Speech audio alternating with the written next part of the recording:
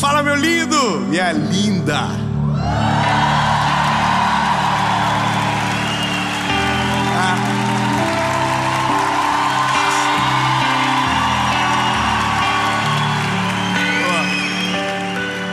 Não tem como ser, sabe, melhor do que isso. Tá muito bom. Eu espero que você na sua casa sinta exatamente aquilo que Deus está proporcionando para nós. A palavra, ela é viva. Eu não sei você, mas eu me sinto abraçado pela presença de Jesus de uma maneira que eu não sei explicar. Mas há uma paz que domina o lugar, há uma paz que domina o ambiente, e que essa paz domine o seu coração, que você seja alcançado por esta palavra. Mas eu quero te pedir um favor antes. Eu sempre tenho que fazer isso. Olha, os irmãos, o povo clama.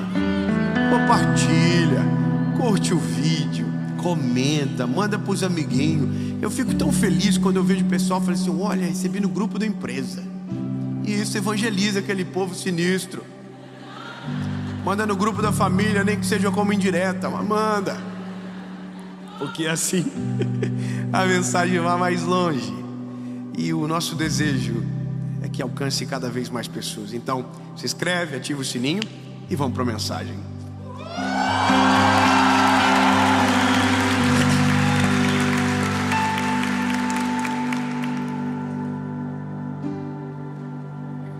O texto é de João, capítulo de número 4, versículo de número 6. Mas antes de ler, eu quero te contar um negócio. Quando eu tinha 19 anos, eu aceitei a Jesus. Fiquei apaixonado. Eu não comecei a pregar porque queria. Comecei porque não conseguia parar de falar. Apaixonei. Me lembro que naquele momento da vida eu estava na faculdade. Fazia direito. E eu tinha acabado de criar uma palestra chamada Não Perca o Foco. Eu era muito metido, porque meu sonho era ser professor universitário. E eu pensava comigo: como que eu vou ser um professor de faculdade? Pobre. Meus pais não tinham nenhuma influência naquela universidade. Não tinha o QI, quem indique. Então pensei, vou ter que construir um caminho sozinho. E fiz um projeto onde eu dava uma palestra para todas as turmas de direito que entravam na faculdade, para falar sobre as matérias propedêuticas do que as pessoas iriam ouvir. E eu estava só no segundo semestre, mas eu parecia que estava no 10º, porque eu tinha estudado bastante. E eu me lembro que aquilo virou um outro projeto, um projeto social, onde eu ia nas escolas para falar com alunos que estavam com alto índice de reprovação. Então essa era a minha realidade. Eu fazia porque tinha um desejo de ser um professor, mas aquilo estava virando um ministério e eu não sabia, sabe? E um dia, talvez um dos primeiros que eu dei uma palestra num colégio público de alunos que iriam reprovar, eu me lembro que eu olhei aqueles alunos e pensei assim: bom, como pode? São tudo muito inteligentes, eles falavam bem, conversavam, articulavam. E eu fiquei pensando, por que eles estão com um problema para passar de ano, né? O que acontece? Eu perguntei para a professora: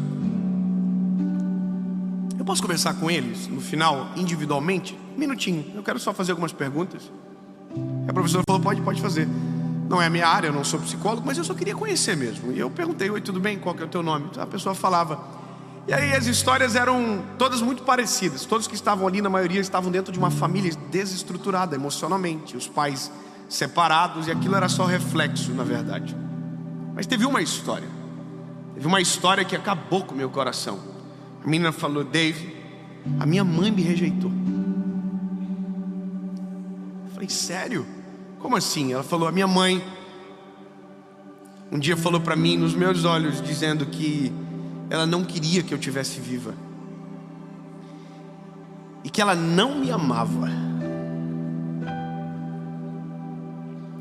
E aí, obviamente, ela chorou, eu também.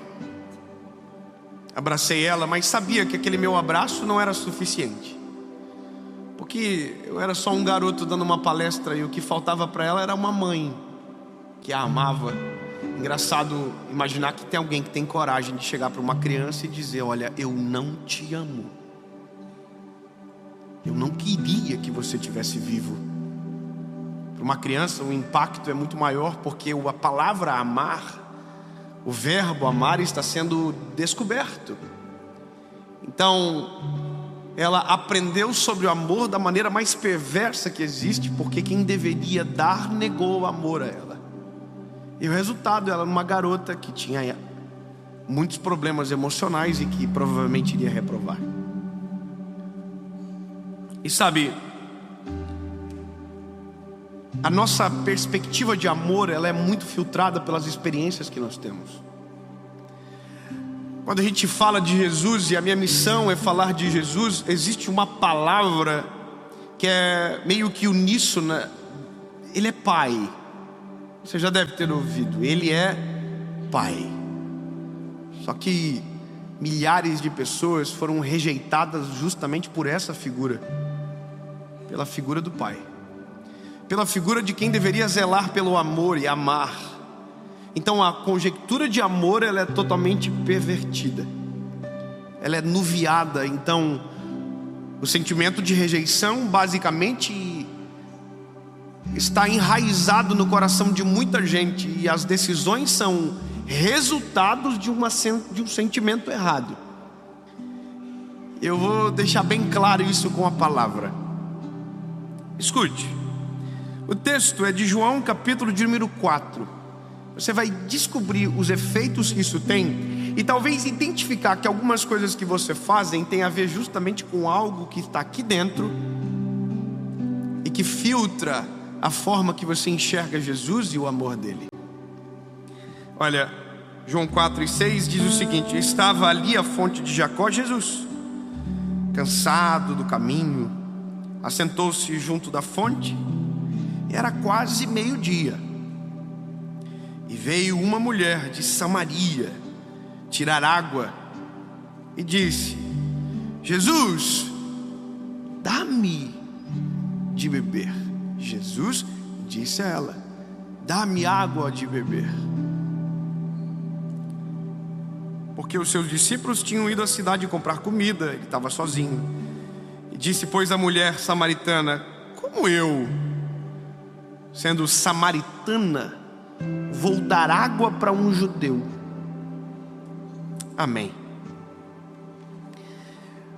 Há um texto nos evangelhos que diz que Jesus, antes de chegar à cidade de Samaria, ao poço de Jacó, pediu que os seus discípulos entrassem na cidade adjacente para pegar comida.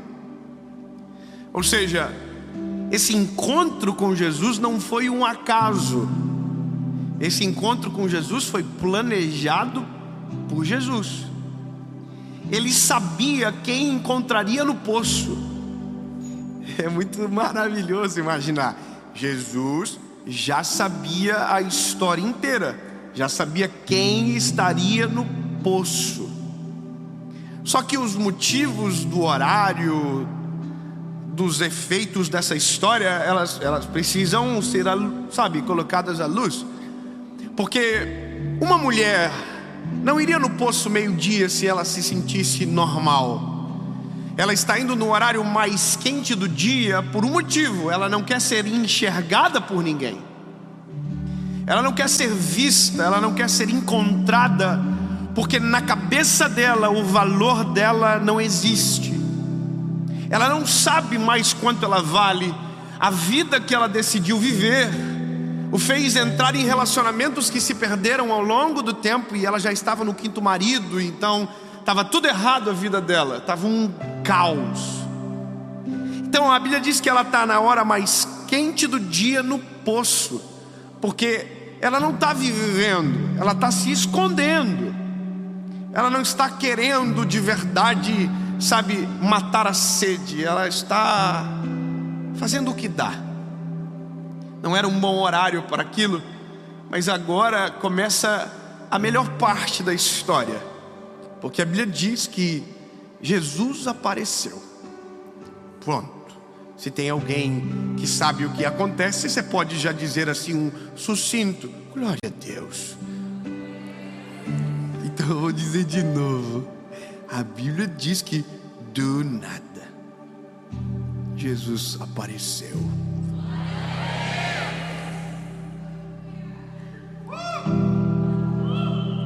Jesus chegou maravilhoso, extraordinário, sozinho. Por que sozinho? Porque tem coisas que Jesus não vai usar eu para falar com você. Os discípulos não serão necessários, e se chegarem, talvez serão até o motivo para a conversa não rolar. Tem coisas que Jesus vai resolver sozinho, dentro do nosso coração, olhando nos nossos olhos, com a gente. Tem coisas que Deus fala no público, tem coisas que Deus resolve no secreto. Amém? Então Jesus chegou, essa mulher está tirando água, e ele disse para a mulher: você pode me dar água? E a mulher, espantada com aquele homem pedindo água, disse: como assim? Você sabe quem eu sou? Eu sou samaritana. O que ela está dizendo para Jesus? Eu não tenho valor nenhum para vocês. Vocês são judeus, e judeu não bate com samaritano. E outra coisa, ela está querendo assim: querido, não é um bom momento para falar comigo. Eu só quero pegar água e eu quero vazar. Eu não quero que ninguém me veja aqui. Eu não estou no bom dia, eu não estou no momento bom. E aí Jesus disse para ela: não, linda, na verdade, se você soubesse com quem você está falando, não seria eu que te pediria água, você me pediria água. E a água que eu te der e você beber, nunca mais você vai ter sede.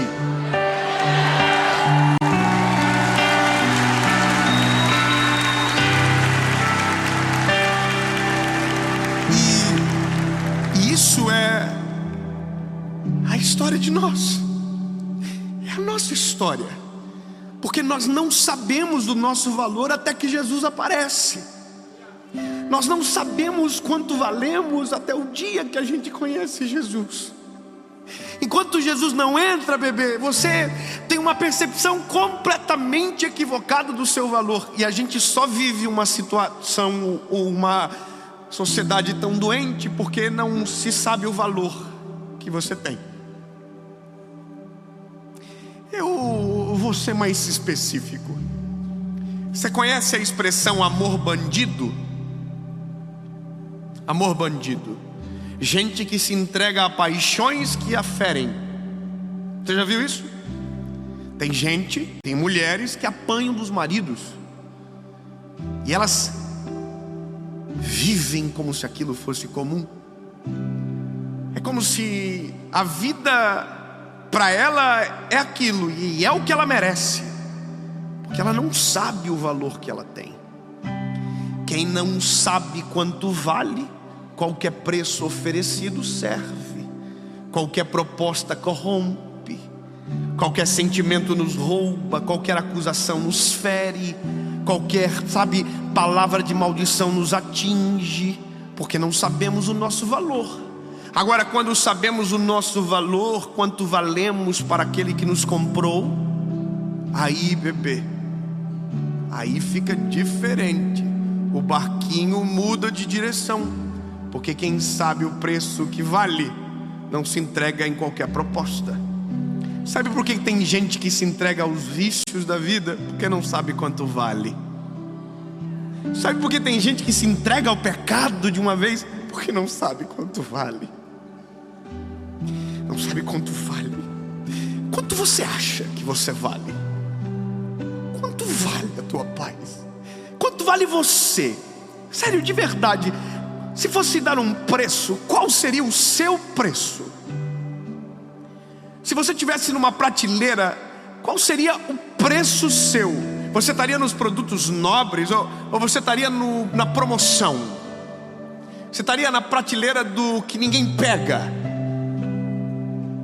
Porque normalmente a nossa percepção, e eu não estou falando de algo com o ego inflamado, eu estou falando de Jesus. Você vai entender já já.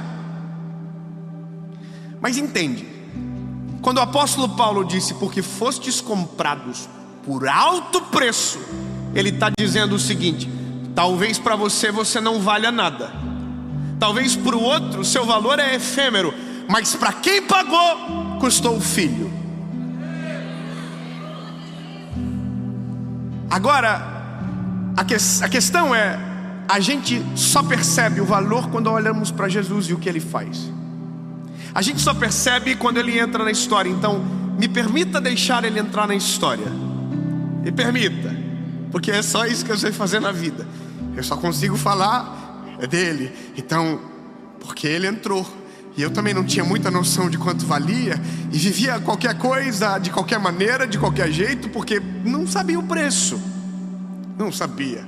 Então tinha muita vergonha dele, tinha muito medo dele, e estava muito filtrado por informações equivocadas sobre Jesus. Então a minha vida com Jesus se resumia assim: eu sou alguém que Ele não quer, que Ele não vai usar, que eu não sirvo para Ele, porque Ele é maravilhoso, Ele é demais. Eu Dave, tadinho, ainda sou, para mim.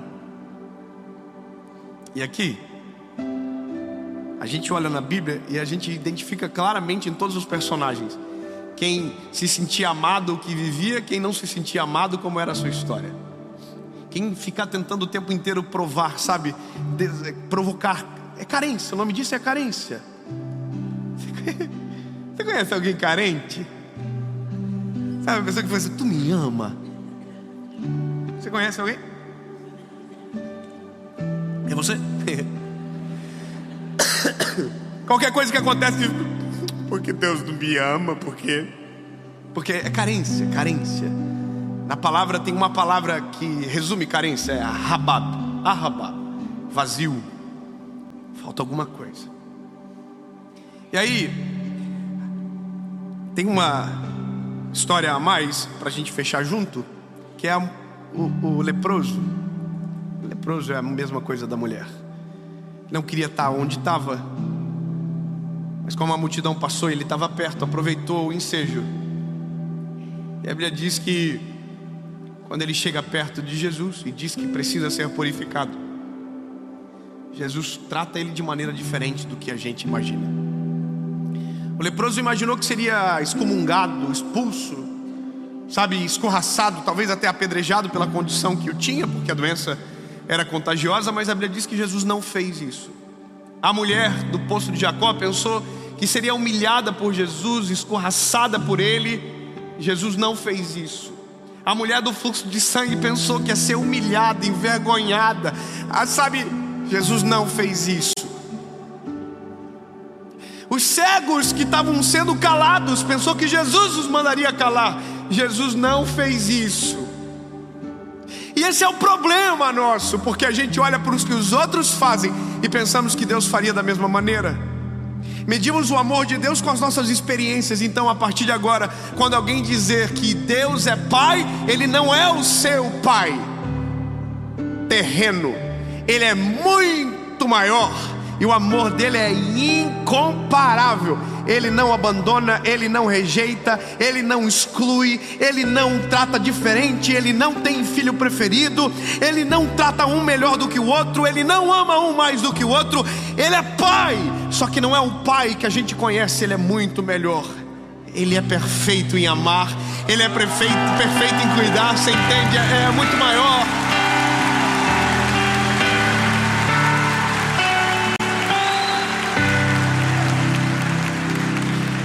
Eu vou dizer um negócio: a gente rejeita as pessoas. A gente é assim. A religião faz isso. A gente rejeita o A, a gente rejeita o B, e a gente diz: você não pode, assim você não consegue. E a gente está dizendo: não. A gente rejeita porque não é o que os nossos olhos gostam de ver, não é o que a gente quer, não é o que a gente acredita. Então a gente diz: não, Deus não te aceita. E a gente olha para a mulher do poço e diz: vaza daqui. A gente olha para o leproso e diz: não toca nele.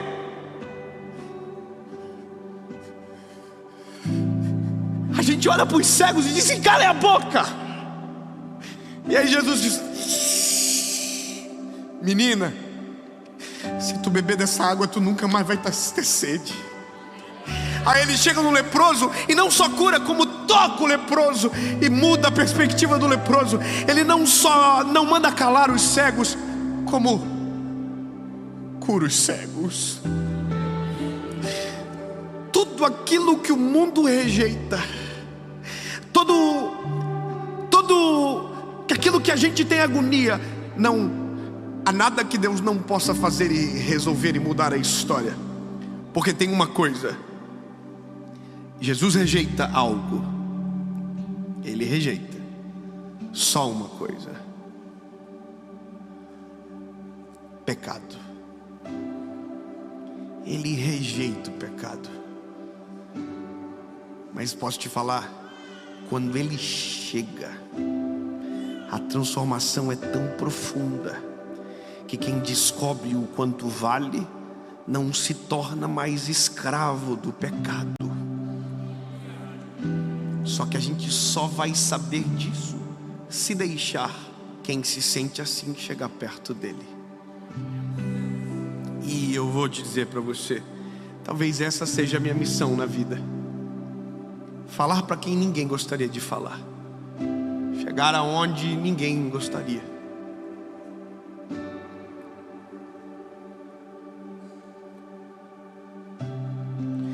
E eu até queria ser normal. Eu queria ser normal, ter um clube e pregar só no clube. Mas não foi por isso que Jesus morreu na cruz. Quando Jesus vai naquele poço e conversa com aquela mulher, Jesus restaura algo dentro dela, o valor dela. O valor. Quando Jesus toca no leproso, Jesus não só cura o leproso, Jesus resgata o valor dele. Quando Jesus cura os cegos, ele não só faz o cego ver, ele restaura a visão do cego. Entende?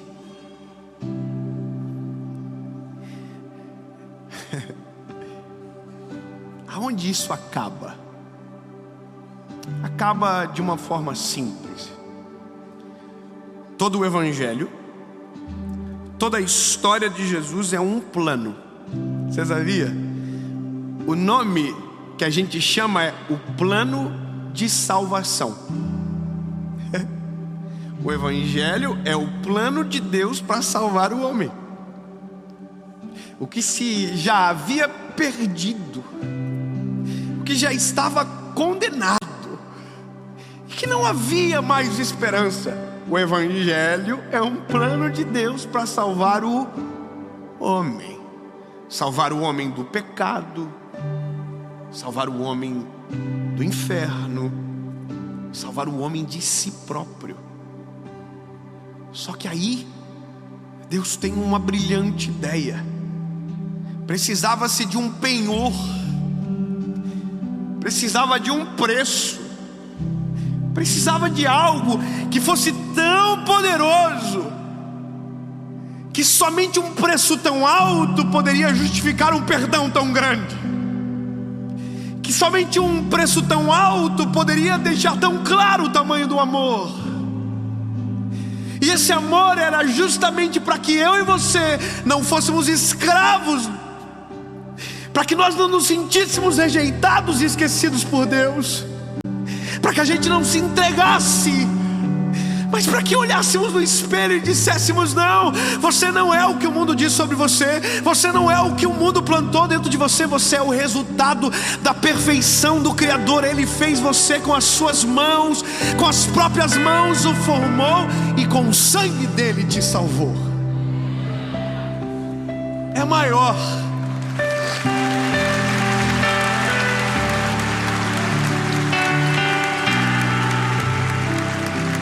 E aí,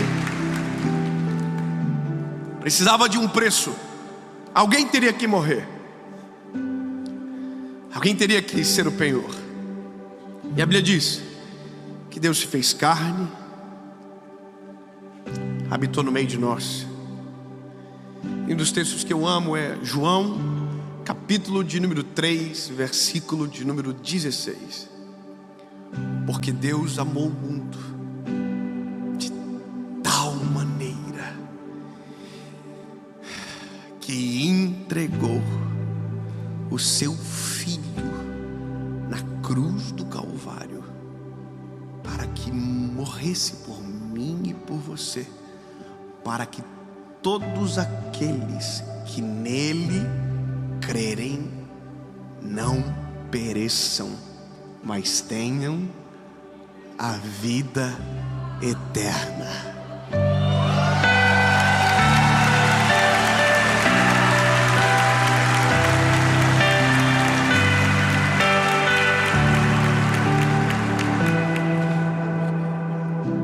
E por isso que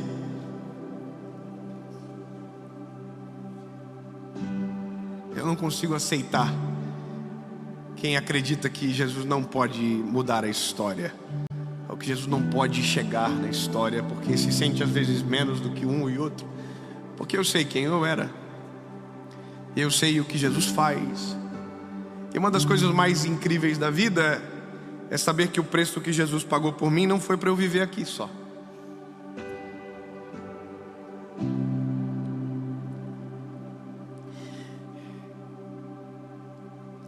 O preço pago foi tão alto que não me dá o direito só de viver na terra, me dá o direito de entrar no céu.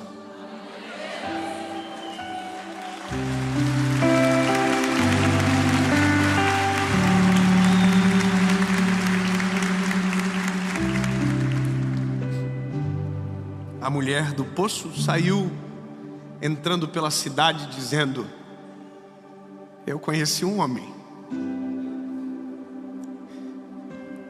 que mudou toda a minha perspectiva, que mudou a minha vida. Eu não consigo dizer. A Bíblia diz que ela entrou na cidade anunciando o que havia acontecido. É como se aquele que estava se escondendo agora de repente sabe que tem voz. O leproso, a Bíblia diz que ele foi purificado. Se você olhar no original, o purificado que ele queria era para ter acesso ao templo. Ele queria voltar à comunhão, e a Bíblia diz que ele pôde voltar. Porque Jesus não só nos cura de doenças físicas, Jesus cura a nossa emoção, Jesus cura nossas perspectivas. Então, lindo, deixa eu falar algo para você. Se você se sente rejeitado, o menor, o pior, sabe? E talvez esse sentimento te aprisionou tanto tempo e você não consegue viver e se entrega a qualquer paixão, e qualquer proposta te compra porque o teu preço parece ser muito baixo. Então deixa eu te falar, lindo, você na verdade custa muito caro. Olha para mim, muito caro, para que você pudesse ouvir essa mensagem hoje. Alguém precisou morrer no teu lugar, porque a Bíblia diz que Ele morreu a nossa morte para que pudéssemos ter a sua vida, a vida de Jesus em nós. Portanto, não aceite o que dizem ao teu respeito, não aceite carência como realidade, não se entregue a paixões que te desvalorizam e te desmerecem. Assuma o teu lugar no mundo, assuma o seu lugar na presença de Jesus, porque é o único lugar onde o nosso preço é correto.